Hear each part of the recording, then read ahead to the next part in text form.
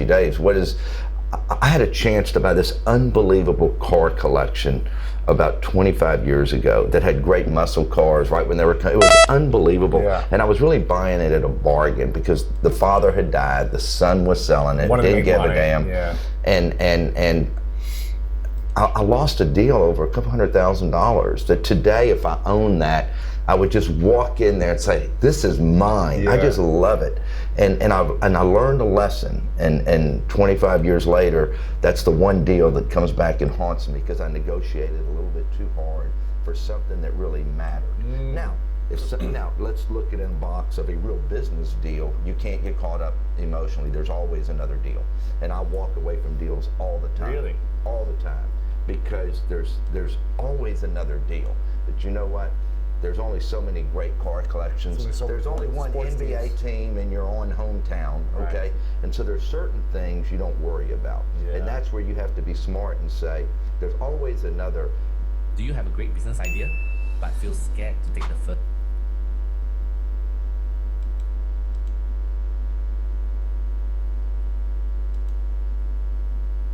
Or another restaurant company to buy, but keep it right. Know what's in the box and know what's out of the box. I'm glad you said that because I acquired something a couple years ago that I did this move without knowing I was doing the Tillman move. Greatness.com was available, and it was probably overpriced. What was it? Greatness.com.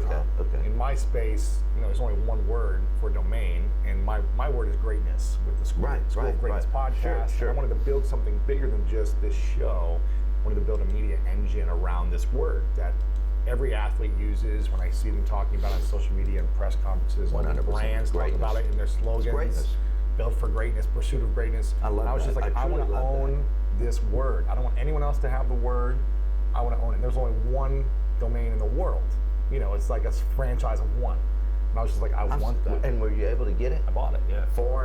I know, but I'm surprised you could get it trademarked because it's a word. I don't have a trademark, just the domain. Okay, just a domain yeah, so for I can build a podcast or something. For anything I want to build on it. For my media engine, for content, for all that stuff. My books, everything that I have, I can build around that word. But and I haven't used it yet. I just have it. It just redirects to my personal site because I want to build it the right way. But for me, it gives me peace of mind that no one else can build something and confuse my audience. No, because it's such a strong word. Strong. And it's something that we all are after every day. Right. The people who want to be. Exactly. Okay, and so I love that in you. Yeah. So I got to learn how to continue to level up like you're doing now. I'm curious, who was the most influential person in your life growing up? There wasn't. There wasn't one? No, I would love to say there was, but there were a lot of people that were even family members that were entrepreneurs that had some success. I mean, not great success, but were still very successful. There were people in Houston. There were people that I just watched around the world, and you just said, God. But I never had that one person. But I saw little things that different people did. And I picked up lots different of mentors, things. Yeah. And I kind of looked and I liked the way this person handled themselves. I kind of liked the way this person handled themselves about this. I just never had that one person. And maybe I wish I did, but I just turned didn't. out okay. Yeah. No, it's okay. What was the mistake or hard lesson you learned in your early years or in your teen years that really embarrassed you, that really made you feel ashamed or, not proud about yourself that you did that or you said that or you acted in a certain way or you really let someone down that has stuck with you all these years? I have to say, I never had that big, hit over the head with where I had to, sell a car, sell a house, or whatever because things weren't going well, and yet I've been through some tough times. Yeah.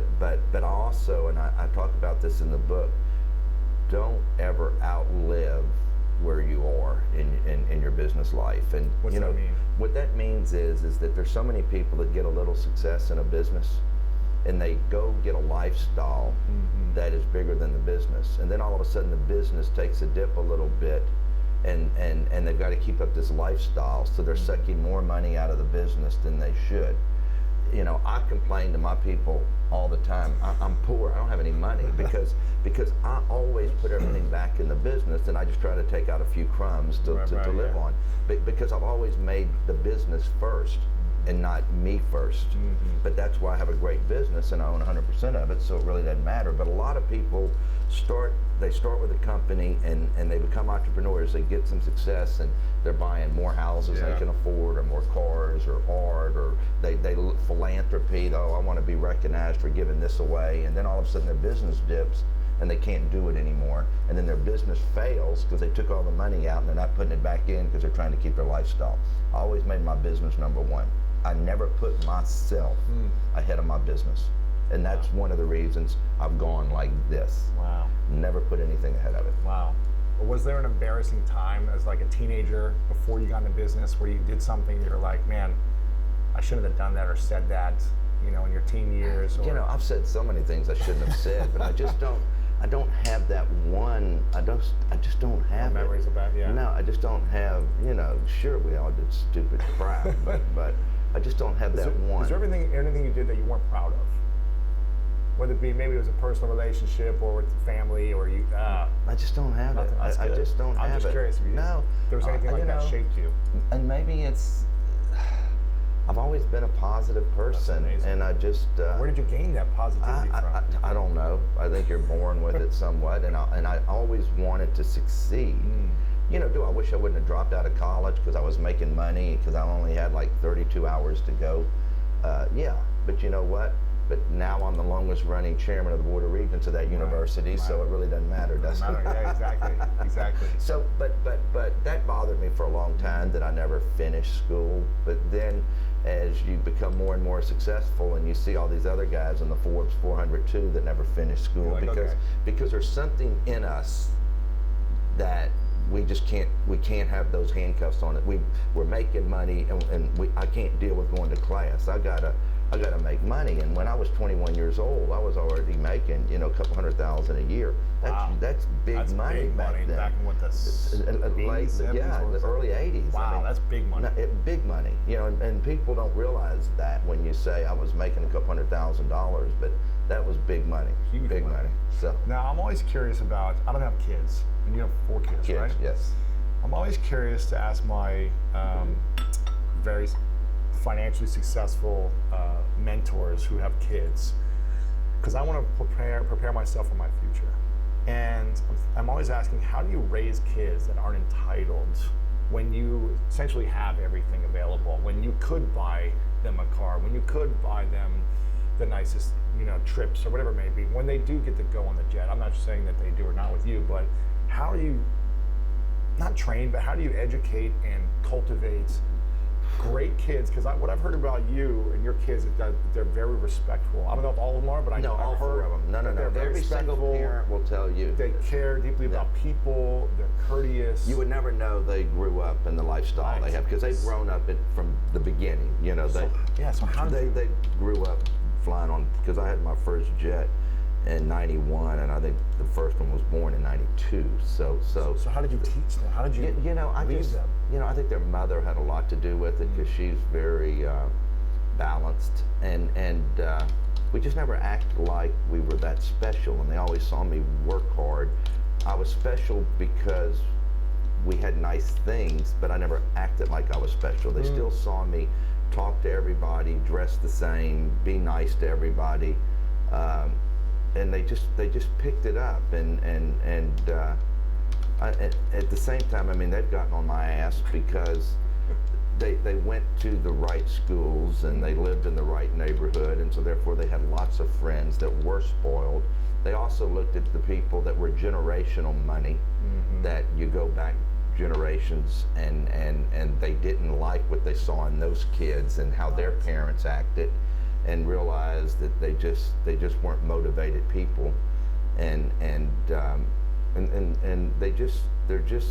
I've made them realize that you're not going to go to a club just because your friends do and can buy $5,000 bottles whenever you want. Okay, like a lot of their friends have credit cards, so that they've been on me many times and through their college years and saying, it's embarrassing to us because everybody knows we have more money than them, and we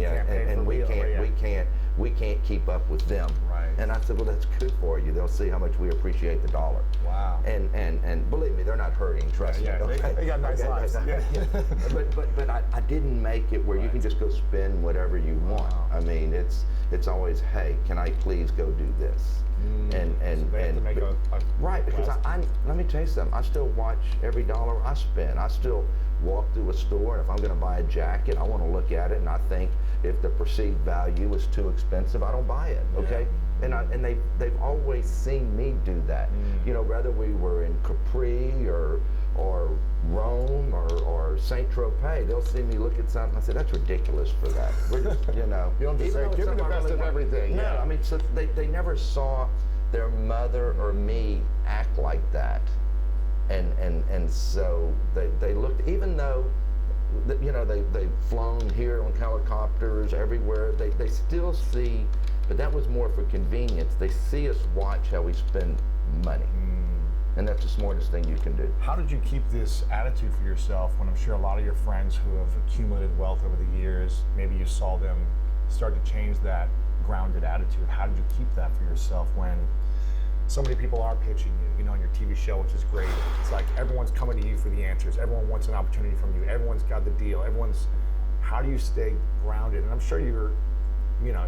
It just happened over a period of time. You know, it's not like I was a tech baby and I had an app and all of a sudden I wake up and I'm worth this. You know, it's been like this for 35, 40 years, you know, since I was 20 years old. And so I never had that issue. And so I didn't wake up one day and I was rich. I mean, even when I took my company public in '93, I was already worth a few $1 million. And so, you know, even though you got a bunch of paper net worth, it just still wasn't. So the paper net worth, I think, was 100 million at that time? Yeah.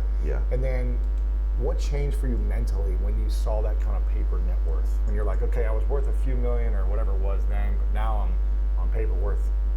Well, I mean, once again, I was smart enough to realize that paper net worth could go away. I watched many companies have IPOs and then 3 years later, you know, tank. And so I didn't, I know there's a paddle for everybody's ass, and I talk about it in the book. And I think that's probably, you know, what I could give everybody out there who's ever made a few dollars.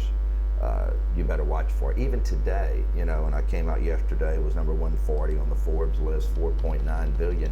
I still get up every day and worry if that paddle is going to get my ass. Okay, and the day you stop worrying and you just spend freely, the paddle's going to get you, because you don't know what's going to happen. Is our government going to change to a socialist government?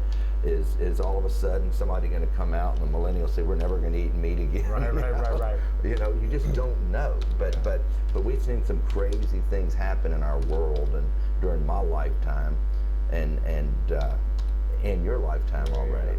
So remember, I mean, I'm the one who grew up and you had one telephone in the house, and if you wanted to talk to your friends, you went to that telephone, and it was just a different world. It was just a different world. You talk about, I've never borrowed money or raised money, but you talk about the importance of getting cash when you are already making a lot of money. Why should someone like myself or a business owner get a line of credit, get cash out, even if they're already thriving and doing well, they've got cash in the bank? What's the importance of that? Well, everybody does different things, and you got to do with what you're comfortable with. And I've always been comfortable with borrowing money, but that's also my success, because the way you look at unless you're a tech baby again, the world was created because of leverage finance. Okay, there's the reason that you had, you know, all the tech companies and the media companies and the great big casinos in Vegas, the things that cost billions of dollars. You had to raise a lot of money. You did it with leverage finance, with my good friend in California, Michael Milken, really came up with. But that's why there was such an explosiveness in the 80s, because of leverage finance. I've always been scared of debt, but I haven't been scared of debt. I never had a problem with using it, but I talk in my book this is the problem that we all do, is say you have a small business and you want to go out and borrow some money, and you do a pro forma for the bank, a budget, you know, to keep it simple for people. people always give a budget that is the best case scenario, and they start to drink their own Kool-Aid and think that's what they're going to do. Well, one of the things that projections. I'm like, here's where we're going to be in 3 years and 5 years. Yeah, or even next year. And what I've always done is I've done that for the bank, but even today, in a deal that I bought last week, I want a worst case scenario. Wow. The world's coming apart, okay? And all of a sudden, all your expense accounts are gone, and are people still going to eat steaks? Yeah. And I run a budget and a pro forma based on that. Wow. So best case scenario, worst case scenario. Because you know what happens 80% of the time? The worst case scenario. Really? Yes, that's just life. Right. And that's a tool that I've always used, because what happens is they give that to the bank or to whoever, and all of a sudden you start drinking your own Kool-Aid like that's easy to do. It's not easy to do. Being successful in business is not easy. Yeah. But that's why I talk about just simple tools in here. When HarperCollins came to me, they didn't say we want a life story. We see you on your show. We see you on these business talk shows. We read these articles. We want you to write about your tools, why you've never failed and you've made it through all these recessions. Mm-hmm. Whether you're a carpet person or you're an entrepreneur. Yeah. Why did you get to go like this? It never really went like this. Right. So I want to go back to your family for a second. Is there anything that you do with your kids, like a ritual or a gratitude practice or something over a dinner table, or is there anything you say to them at night? Maybe not anymore because they're more grown up, but when they were growing up, was there something you said to them every night or every morning, or was there a practice that you had as a father with your kids? I never did. I've never been one to try to make my kids something that they aren't, and so you're going to go play baseball, or you're going to take piano lessons, or you're going to. We've always kind of let them do whatever they wanted to do, but at the same time, you know, I've taught them it's nice to be important. It's more important to be nice, and I've taught them even today. I just said, they've learned a lot too. Where I'm very observant, they've learned a lot by watching other families that have money. And I've told them, you see what all these people do? They go, and the next generations become recluses and really don't want to be bothered because they don't want people asking them, and they've lost their power and their juice. Okay, y'all can have this power and juice in this city, in this state, in this country for the next 100 years. Wow. Don't give it up. Wow. Don't become a recluse just because you don't have to do something every day, and stay relevant. Sure. So many rich families, you go look at all your great wealthy families and look at the generations below them that just kind of live in a cave. Live off the money that keeps coming trust or whatever, and they're not relevant anymore. Why is it important to stay relevant? I just think it's important to stay relevant. I think it's relevant to continue philanthropy and give back to your community. And there's nothing wrong with being a leader in your community. And just because I'm still on boards that I was on, 10, 15 years ago, and Wow. It's just, well, now that I'm worth a few $1 billion, I should change. Why should I change? My ego that, you should be on the Better Business Bureau board. That's no big deal. That's when you're up and coming, Or I've just never changed. I've just never changed. You've evolved. You've grown, but you haven't changed. 100%. But I'll still be in this dining room, and if I see something I don't like, I don't have a problem with going over there and telling the busboy, hey, remember those people there? They deserve that table where their feet go just as clean as the table on top. I've never changed. Wow. I'm not going to embarrass them, but I don't have any problem in talking to people and training people today. How long have you been married for? 30 years. 30 years? That was a trick question. Yeah, no, I'm just kidding. Pop quiz. 30 years. Do you think you'd be where you are today in business without being married to your wife for 30 years? I think a wife is very important and very supportive. You could easily be married to a wife that wanted to go out and spend money, and you didn't put the money back in your business. And Paige always was very supportive of everything. I never once was not supportive. Really? Not one time. Wow. Do you think you'd be where you're at today without that marriage, without that relationship? I don't know. I just know she was always very supportive. That's great. That's great. Now, what is the thing that is missing in your life? Because it seems like you have everything. You've got the family, you've got the businesses, you've got your sports franchise now. I mean, honestly, nothing. Honestly, nothing. You know, honestly, nothing. I have to, you know, I'm very fortunate, but I know that too, though. I mean, you always want more. You're always working on the next deal. But I cannot complain. I mean, but as we all know, there's a paddle for everybody's ass every day. Yeah. And is there anything you're afraid of? Fear nothing, but worry about everything. Yeah. Fear nothing, though. I love this.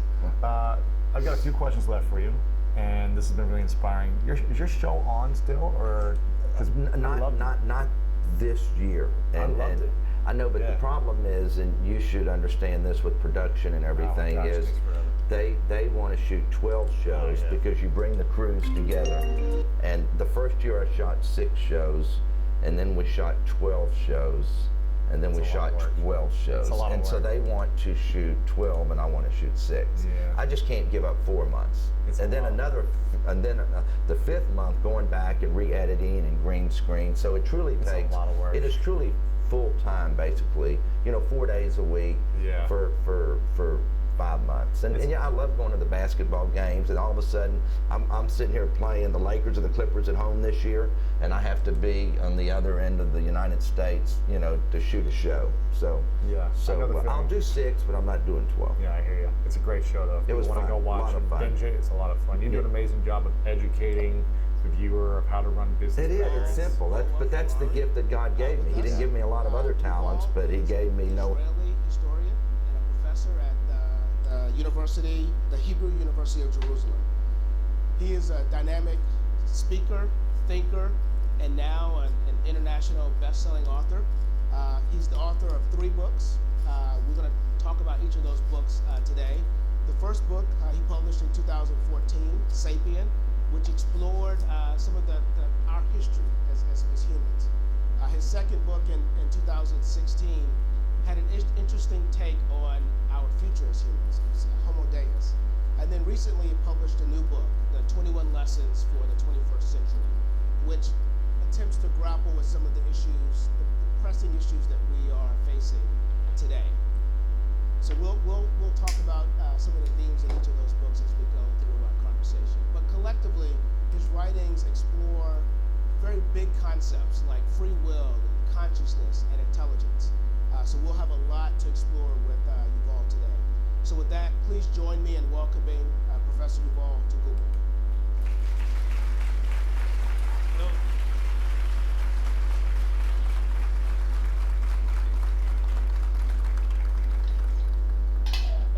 Thank you, Professor, for joining us. Before getting started, I have to say that when the announcement went out across Google about this talk, I got several emails from many Googlers around the world who told me that they had either read or are currently reading one or multiple of your books. So if you are contemplating a 4th book, maybe on the afterlife, no spoilers during this conversation. I want to start with maybe some of the themes in both your current book with 21 Lessons as well as Homo Deus, because I'm the father of 2 young kids. I have 2 daughters, a 5-year-old and a 3-year-old, and the future that you paint in Homo Deus is interesting. So I'd like to ask you, what should I be teaching my daughters? That nobody knows how the world would look like in 2050, except that it will be very different from today. So the most important things to emphasize in education are things like emotional intelligence and mental stability, because the one thing that they will need for sure is the ability to reinvent themselves repeatedly throughout their lives. It's really the first time in history that we don't really know what particular skills to teach young people, because we just don't know in what kind of world they will be living. But we do know they will have to reinvent themselves. And especially if you think about something like the job market, maybe the greatest problem they will face will be psychological. Because at least beyond a certain age, it's very, very difficult for people to reinvent themselves.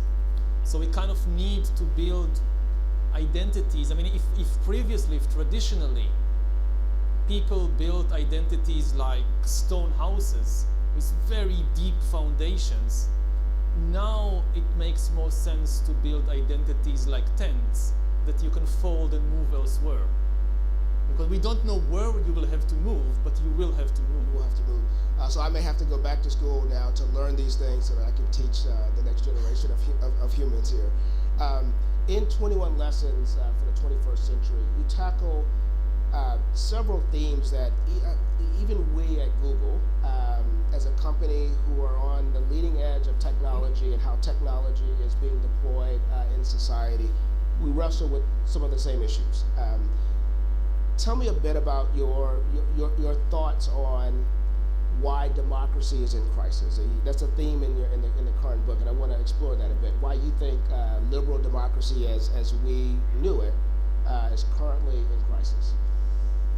Well, the entire liberal democratic system is built on philosophical ideas we've inherited from the 18th century, especially the idea of free will, which underlies the basic mottos of the liberal worldview, like the voter knows best, the customer is always right, beauty is in the eye of the beholder, follow your heart, do what feels good. All these liberal mottos, which are the foundation of our political and economic system, they assume that the ultimate authority is the free choices of individuals.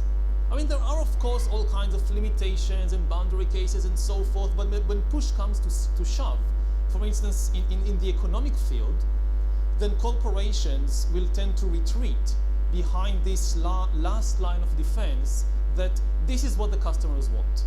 The customer is always right. If the customers want it, it can't be wrong. Who are you to tell the customers that they are wrong? Now, of course, there are many exceptions, but this is the basics of the free market. This is the first and last thing you learn. The customer is always right. So the ultimate authority in the economic field is the desires of the customers. And this is really based on a philosophical and metaphysical view about free will.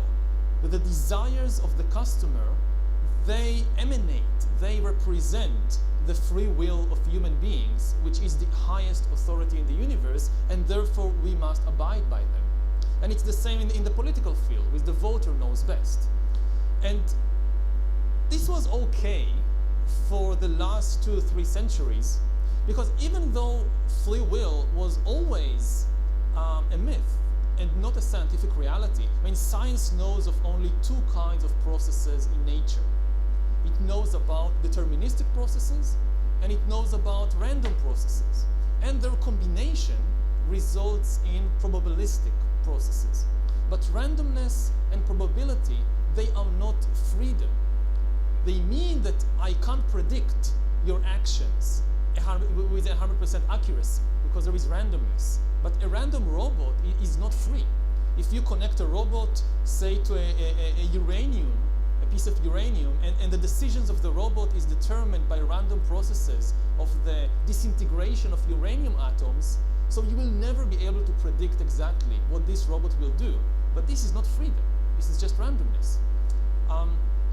Now, this was always true from a scientific perspective. Humans, certainly they have a will, they make decisions, they make choices, but they are not free to choose their will. Their choices are not independent. They depend on a million factors, genetic and hormonal and social and cultural and so forth, which we don't choose. Now, up till now in history, the humans were so complicated that from a practical perspective, it still made sense to believe in free will. Because nobody could understand you better than you understand yourself. You had this inner realm of desires and thoughts and feelings, which you had privileged access to this inner realm. Yeah, but that hasn't changed today, right? Like that access it has changed. Still... There is no longer the privileged access now belongs to corporations like Google. They can have access to things happening ultimately inside my body and brain which I don't know about. There is somebody out there, not just one, all kinds of corporations and governments, that maybe not today, maybe in 5 years, 10 years, 20 years, they will have privileged access to what's happening inside me, more privileged than my access. They could understand what is happening in my brain better than I understand it, which means they will never be perfect. Right, but you will, as a free person, right? Like you will have delegated that access or that ability to this corporation or this machine or this. No, you don't have to give them permission. I mean, in some countries, maybe you have no choice at all. But even in a democracy like the United States, a lot of the information that enables an external entity to hack you, nobody asks you whether you want to give it away or not. Now, at present, most of the data that is being collected on humans is still from the skin outwards. We haven't seen nothing yet. We are still just at the tip of this revolution, because at present, whether it's Google and Facebook and Amazon, or whether it's the government or whatever, they are trying to understand people, mainly on the basis of what I search, what I buy, where I go, who I meet. It's all external. The really big revolution, which is coming very quickly, will be when the AI revolution and machine learning and all that, the infotech revolution, meets and merges with the biotech revolution and goes under the skin. When biometric sensors or even external devices, now we are developing the ability, for example, to know the blood pressure of individuals just by looking at them. You don't need to put a sensor on a person. Just by looking at the face, you can tell what is the blood pressure of that individual. And by analyzing tiny movements in the eyes, in the mouth, you can tell all kinds of things from the current mood of the person. Are you angry? Are you bored? To things like sexual orientation. So we are talking about a world in which humans are no longer a black box. Nobody really understands what happens inside, so we say, okay, free will. No, the box is open, and it's open to others, certain others, more than it is open to you. You don't understand what's happening in your brain, but some corporation or government or organization could understand that. And that's a theme that you explore in Homo Deus pretty. Both in Homo Deus and in 21 Lessons. Yeah. This is like maybe the most important thing to understand is that this is really happening. And at present, almost all the attention goes to the AI. Like now, I've been on a 2-week tour of the US for the publication of the book. Everybody wants to speak about AI. Like AI, and the previous book, Homo Deus, came out, nobody cared about AI. 2 years later, it's like everywhere. It's the new hot thing. And I try to emphasize it's not AI. The really important thing is actually the other side. It's the biotech, it's the combination. It's only the combination, it's only with the help of biology that AI becomes really revolutionary. Because just do a thought experiment. Let's say we had the most developed AI in the world, but humans were not animals, were not biochemical algorithms, but they were something like transcendent souls that make decisions through free will. In such a world, AI would not have mattered much, because AI in such a world could never have replaced teachers and lawyers and doctors. You could not even build self-driving cars in such a world. Because to put a self-driving car on the road, you need biology, not just computers. You need to understand humans. For example, if somebody is approaching the road, the car needs to tell, is this an 8-year-old, an 18-year-old, or an 80-year-old?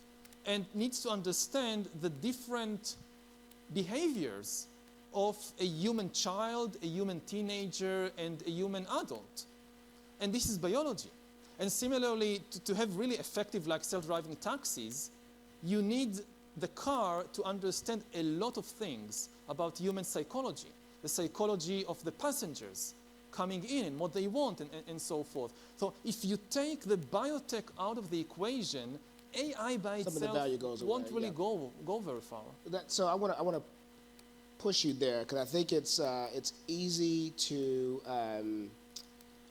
arrive at a dystopian view of what that world would look like with bio and AI and cognitive abilities of machines when they meet, like how that could end up, right? And we see that in Hollywood, and that dystopian view is well documented. But I want to explore with you, like what are some of the benefits of that combination, and how can that lead to an alternative world view than what's explored more deeply in Homo Deus? Well, it should be emphasized that there are enormous benefits, otherwise there would be no temptation. If it was only bad, nobody would do it. Google won't research it. Nobody would invest in it. And it should also be emphasized that technology is never deterministic. You can build either paradise or hell with these technologies. They don't have just one type of usage. And as a historian and as a social critic and maybe philosopher, I tend to focus more on the dangerous scenarios, simply because, for obvious reasons, the entrepreneurs and the corporations and the scientists and engineers who are developing these technologies, they naturally tend to focus on the positive scenarios, on all the good it can do. But yes, I definitely acknowledge it can do a tremendous amount of good to humanity. To take the example of the self-driving cars. So at present, about 1.25 million people are killed each year in traffic accidents. More than 90% of these accidents are because of human errors. If we can replace humans with self-driving cars, it's not that we'll have no car accidents, that's impossible, but we'll probably save 1 million lives every year. So this is a tremendous thing. And similarly, the combination of being able to understand what's happening inside my body, this also implies that you can provide people with the best healthcare in history.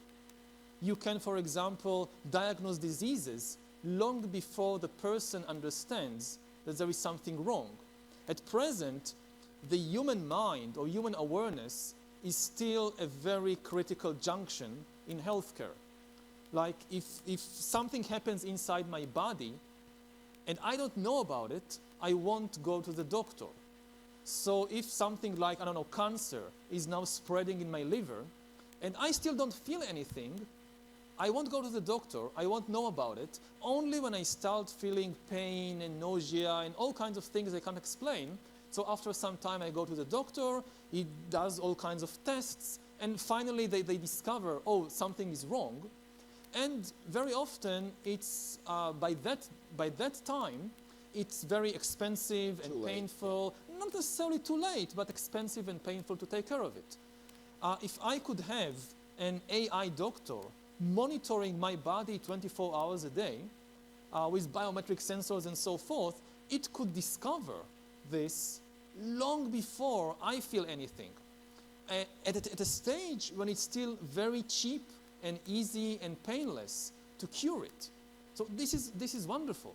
But in that world, it's an AI doctor, not a human doctor. And I think one of the potential outcomes that you warn about is AI or machines or that combination of bio and AI replacing us as humans.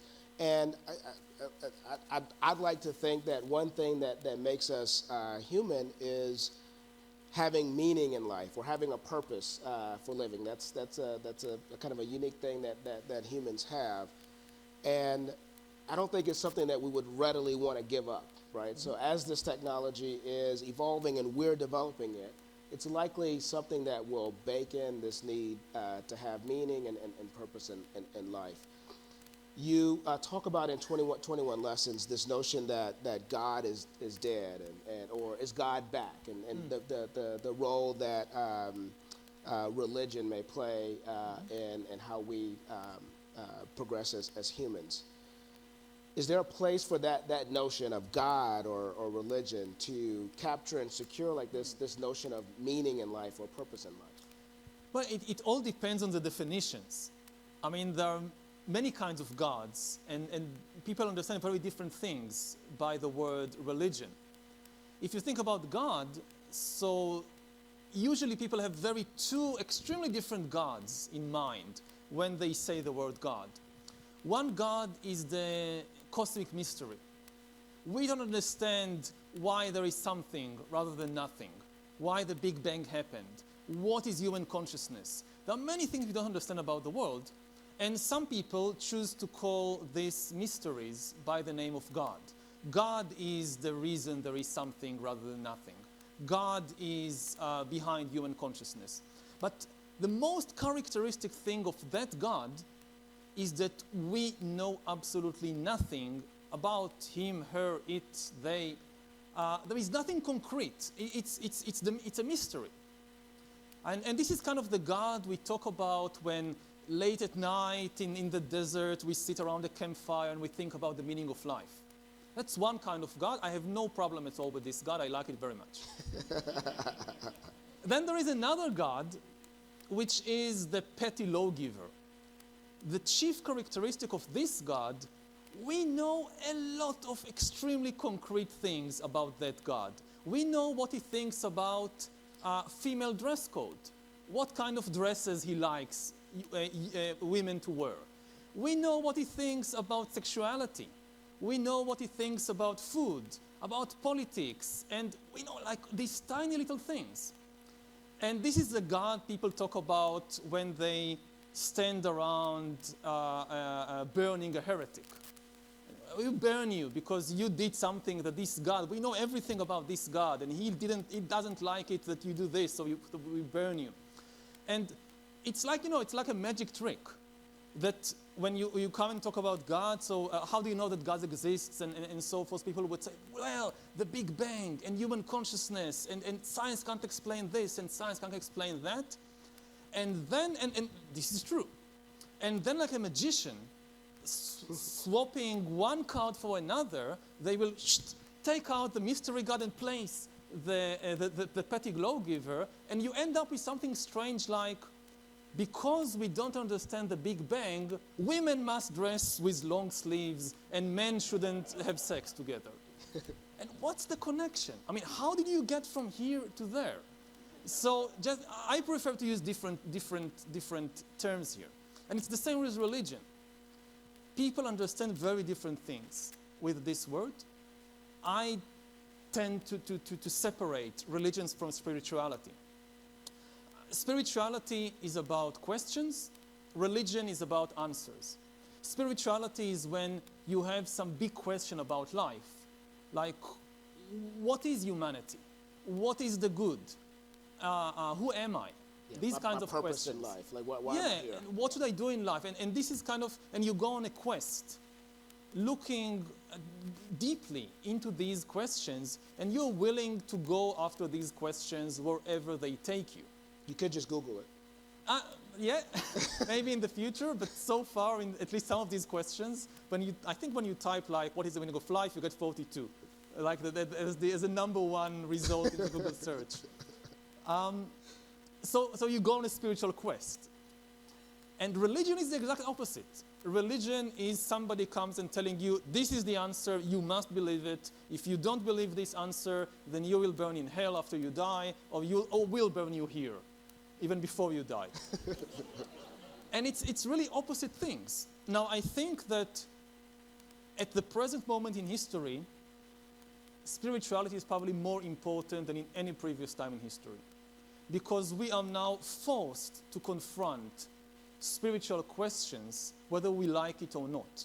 And do you think that confrontation with those questions, that will inform how we allow technology to develop and be deployed? Exactly. Now, throughout history, you always had a small minority of people who was very interested in the big spiritual and philosophical questions of life, and most people just ignored them and went along with their fighting about who owns this land and who this goat herd to whom it belongs and so forth. Now we live in a very unique time in history when engineers must tackle spiritual questions. If you are building a self-driving car, by force, you have to deal with questions like free will.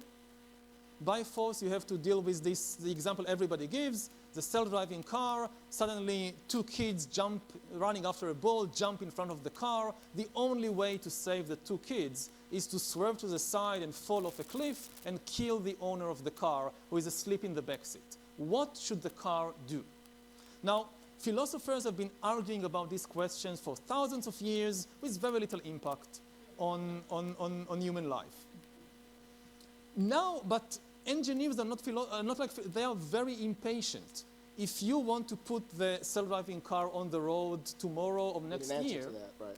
You need to tell the algorithm what to do. And the amazing thing about this question now is that whatever you decide, this will actually happen. Previously, with philosophical discussions, like you had, I don't know, Kant and Schopenhauer and Mill discussing this issue, should I kill the two kids or should I sacrifice my life?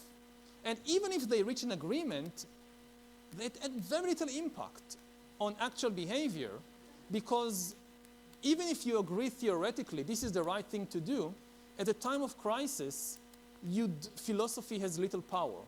You react from your gut, not from your philosophical theories. But with a self-driving car, if you program the algorithm to kill the driver, and not the driver, the owner of the car, and not the two kids, you have a guarantee, a mathematical guarantee, that this is exactly what the car will do. So you have to think far more carefully than ever before, what is the right answer? So in this sense, very old spiritual and philosophical questions are now practical questions of engineering, which you cannot escape if you want, for example, to put a self-driving car on the road. I want to go back to this concept of religion versus spirituality and like the role that play. In *Sapiens*, your first book, you talk about this concept of human fictions, or like stories that we create as humans, I guess, to get us through life and to get us through our interactions with each other. Those fictions, those stories, as you put it, they've served us well. They've resulted in a lot of good.